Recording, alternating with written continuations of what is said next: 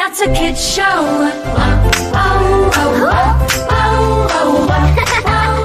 ኣብ ሓንቲ ሰላማዊት ገዛ ሓደ ህፃን ወዲ 6 ዓመትን ከምኡውን ንእሽቶ ጓል 2 ዓመትን ብሓባር ምስ ስድርኦም ይነብሩ ሌበኑ።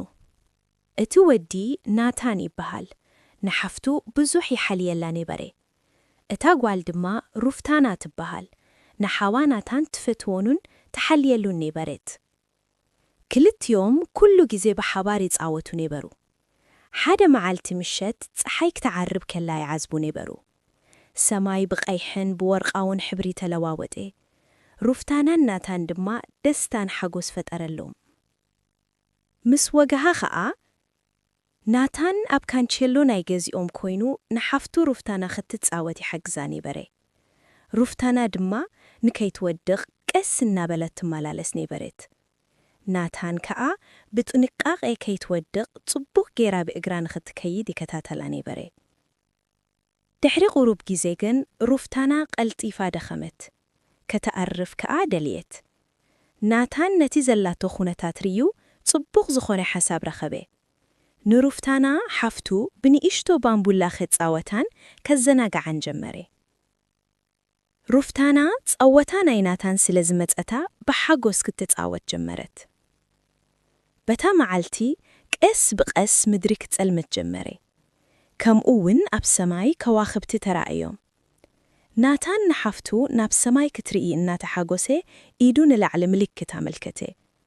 ሩፍታና ድማ ብደስታ ነቲ ብርሃን ከዋኽብቲ ትምልከት ነበረት።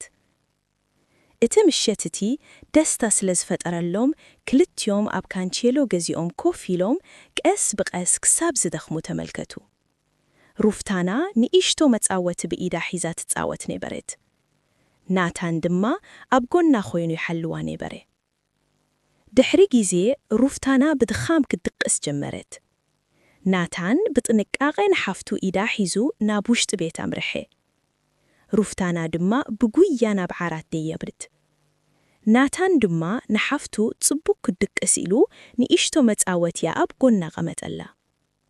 ድቓስ ክወስዳውን ኣብ ውሽጢ ቤት ሓይሊ ብርሃን ቀስ ኢሉ ኣጥፍኦ። ሩፍታና ብሰላም ክትድቅስ ጀመረት። ናታን ኮፍ ኢሉ ድኻም ናይ ሓፍቱ እናዘኸረ ብሓልዮ ተመታ። ከዋኽብቲ ኣብ ሰማይ ይበርሁ ነበሩ። ናታን ድማ ብድኻም ኣብ ዓራቱ ተቐመጠ። ክልቲዮም ንኣሽቱ ኣሕዋት ድማ ዓራቶም ሒዞም ብሰላምን ብሓጎስን ኣብ ናይ ምሸት ድቓስ ኣተዉ።